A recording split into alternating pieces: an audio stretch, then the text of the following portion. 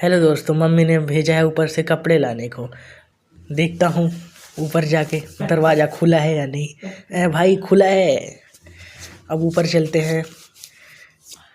Guys पहले मैं आपको पीछे का नज़ारा दिखाता हूँ, हमारे घर के पीछे का नज़ारा देखते जाओ। ये देखो पीछे का नज़ारा, नीचे खाई, बगल में बस्ती। ये देखो सामने पूरी बस्ती बस्ती है। मैं अकेला ही हूँ जो हस्ती में हूँ। सामने देखो व्यू, पेड़ पौधे, एवरीथिंग। मम्मी ने तो कहीं कपड़े ही नहीं पसारे, उल्लू बना दिया मम्मी ने। चलो चलते हैं, मम्मी से शिकायत करते हैं। चलते रहो चलते रहो।